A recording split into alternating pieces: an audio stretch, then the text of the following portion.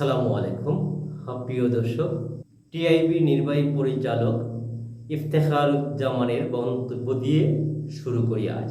ইফতেখারুজ্জামান বলেন, এনএসআই এর কর্মকর্তা তো মানুষের ওপর নজরদারি করেন, তাদের কর্মকর্তারা কোনো অপরাধে জড়াচ্ছেন কি না সেটিও নজরদারি করা উচিত।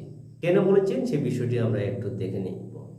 কেন এ মন্তব্য? জাতীয় গোয়েন্দা সংস্থার এক কর্মকর্তা আকরাম হোসেনের বিরুদ্ধে দুদকের মামলা প্রসঙ্গে। দর্শক, আমরা মূল বিষয়ে দেখে আসি। এনএসআই কর্মকর্তার স্ত্রীর ব্যাংক হিসাবে ১৭ কোটি টাকা লেনদেন, দুদকের মামলা। এনএসআই কর্মকর্তা আকরাম হোসেনের ৬,৭০,০০,০০০ টাকার জ্ঞাত আয় বহির্ভূত সম্পদ, তার স্ত্রীর এমন সম্পদের তথ্য পেয়েছে দুদক।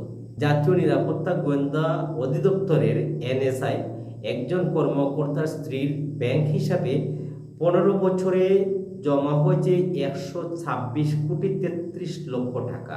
একই সময়ে তুলে নেওয়া হয় ১২৫,২৫,০০,০০০ টাকা। স্ত্রীর নামে ব্যবসা দেখানো হলেও ব্যাংকিং লেনদেন করেছেন স্বামী। ঢাকায় এই দম্পতির রয়েছে একাধিক ফ্ল্যাট, দোকান ও জমি। ঢাকার বাহিরে নাটোরে আছে বাড়ি ও জমি। কক্সবাজারের সেন্ট মার্টিন দ্বীপেও রয়েছে জমি। সাভারে বিরুলিয়ায় আছে ৬.৫ তলা বাণিজ্যিক ভবন। এত সম্পদের মালিক এনএসআই এর সহকারী পরিচালক আকরাম হোসেন ও তার স্ত্রী সুরাইয়া পারভীন। দুর্নীতি দমন কমিশন দুদক অনুসন্ধান চালিয়ে তাদের জ্ঞাত আয় বহির্ভূত সম্পদের তথ্য পেয়ে দুজনের নামে মামলা করেছে। বর্তমানে এনএসআই এর প্রধান কার্যালয়ে কর্মরত আকরাম হোসেনের নামে ৬,৭০,০০,০০০ টাকার বেশি জ্ঞাত আয় বহির্ভূত সম্পদের তথ্য পেয়েছে দুদক। এছাড়া তিনি দুদকে জমা দেওয়া সম্পদের বিবরণীতে ১,৬১,০০,০০০ টাকার সম্পদের তথ্য গোপন করেছেন। আর সুরাইয়া প্রায় ২১ লাখ টাকার জ্ঞাত আয় বহির্ভূত সম্পদের তথ্য গোপন করেছেন। দুদকের উপপরিচালক মশিউর রহমান মঙ্গলবার প্রথম আলোকে বলেন, আকরাম হোসেন ও সুরাইয়া পারভীনের নামে ২১ মে মামলা দায়ের করা হয়েছে। তদন্ত সাপেক্ষে পরবর্তী আইনি ব্যবস্থা নেওয়া হবে।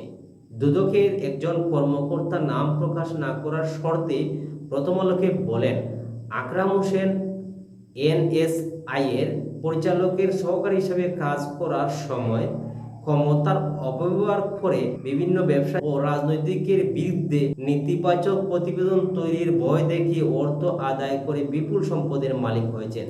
সম্পদ নিয়ে প্রশ্ন উঠায় অনুসন্ধানের উদ্যোগ নেওয়া হয়। নাটোরের নোয়াপাড়ায় বাসিন্দা আকরাম ১৯৮৯ সালে নিম্নমান সহকারী হিসাবে এনএসআই এ যোগদান করেন। ৮ বছর পর বিভাগীয় প্রার্থী হিসাবে পরীক্ষা দিয়ে মাঠ কর্মকর্তা জুনিয়র ফিল্ড অফিসার হন।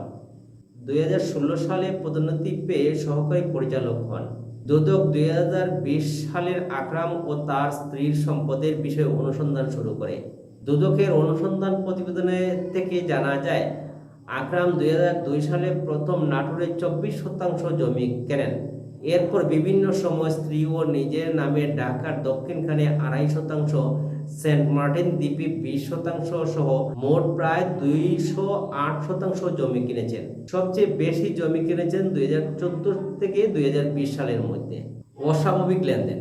আকরাম অবৈধ সম্পদ বৈধ করতে তার স্ত্রী সুরাইয়ার নামে ২০০৮ সালে একটি ব্যবসা প্রতিষ্ঠান করেন, কিন্তু সেই ব্যবসার কোনো বৈধ কাগজপত্র নেই বলে দুদকের অনুসন্ধান প্রতিবেদনে উল্লেখ করা হয়। মোট ২৫টি ব্যাংক হিসাবে লেনদেনের তথ্য বিশ্লেষণ করে প্রতিবেদনে বলা হয়, সুরাইয়ার ব্যবসার যে আকার তাতে এত টাকার লেনদেন করা অস্বাভাবিক। দুদকের মামলার এজাহারে বলা হয়েছে, ঢাকা সুরাইয়া পারভীনে মোট ২৫টি ব্যাংক হিসাবে ২০০৯ থেকে ২০২৩ সাল পর্যন্ত ১২৬,৩৩,১৫,১৪৪ টাকা জমা হয়। একই সময়ে ওই হিসাবগুলো থেকে তুলে নেওয়া হয় ১২৫,২৫,৭৪,৯০৪ টাকা, যা অস্বাভাবিক। এজাহারে আরও বলা হয়, স্টার ইলেকট্রা ওয়ার্ল্ড ও lira tours and travels limited নামের দুইটি ব্যবসা প্রতিষ্ঠানে সুরাইয়ার নামে দেখানো হলেও ব্যবসা সহ ব্যাংকিং লেনদেন করেন তার স্বামী আকরাম হোসেন। একজন এনএসআই কর্মকর্তার যদি এ ধরনের দুর্নীতি হয়, দুর্নীতির মামলা হয়, তাহলে আমরা কোথায় যাচ্ছি আর দেশটা কোথায় যাচ্ছে? জাতীয় গোয়েন্দা সংস্থার কর্মকর্তারা যদি দুর্নীতিতে লিপ্ত হয়ে যায়, তাহলে সাধারণ মানুষ যাবে কোথায়? এনএসএ এমন একটি প্রতিষ্ঠান যে প্রতিষ্ঠান সব ধরনের প্রতিষ্ঠানকে তদারকি করে। সেই এনএসএ প্রতিষ্ঠানের যদি কোনো কর্মকর্তা এই ধরনের দুর্নীতিতে লিপ্ত হয়ে যান, তা দুঃখজনক। তো দর্শক, আমরা বিষয়টি উপস্থাপন করলাম আপনাদের সামনে। আপনারাই এর বিচার করবেন, আপনারাই মন্তব্য করবেন। তো আপনারা ভালো থাকবেন, সুস্থ থাকবেন, এই কামনা করি। আসসালামু আলাইকুম।